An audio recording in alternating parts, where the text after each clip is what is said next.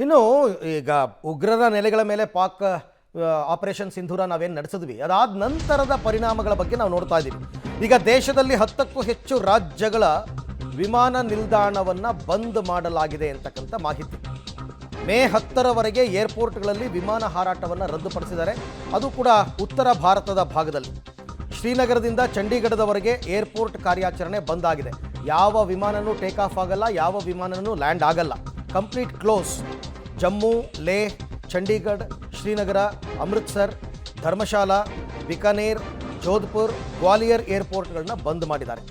ಎಲ್ಲ ವಿಮಾನಯಾನ ಸಂಸ್ಥೆಗಳಿಂದ ಫ್ಲೈಟನ್ನು ಡೈವರ್ಟ್ ಮಾಡಿದ್ದಾರೆ. ಕೆಲವು ಟಿಕೆಟ್ಗಳನ್ನು ಕ್ಯಾನ್ಸಲ್ ಮಾಡಿದ್ದಾರೆ. ಇದು ಕೂಡ ಮುಂಜಾಗ್ರತಾ ಕ್ರಮ. ಅಕಸ್ಮಾತ್ ಏನಾದರೂ ಯಾವಾಗಲೂ ಕೂಡ ಯುದ್ಧಗಳಾದಾಗ ಫಸ್ಟು ಏರ್ಪೋರ್ಟ್ಗಳನ್ನ ಟಾರ್ಗೆಟ್ ಮಾಡ್ತಾರೆ. ಅಲ್ಲಿ ರನ್ವೇಗಳನ್ನು ಧ್ವಂಸಗೊಳಿಸುವಂತಹ ಕೆಲಸವನ್ನು ಮಾಡ್ತಾರೆ. ಯಾಕೆ ಅಂತಂದರೆ ಲಾಜಿಸ್ಟಿಕ್ಸ್ ಮೂವ್ಮೆಂಟ್ ಆಗಬಾರ್ದು ಅಂತ.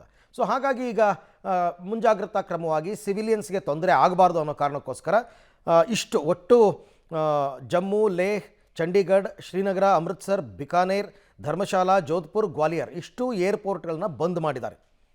ಎಲ್ಲ ವಿಮಾನಯಾನ ಸಂಸ್ಥೆಗಳು ಕೂಡ ಫ್ಲೈಟನ್ನು ಬೇರೆ ಕಡೆಗೆ ಡೈವರ್ಟ್ ಮಾಡಿದ್ದಾರೆ.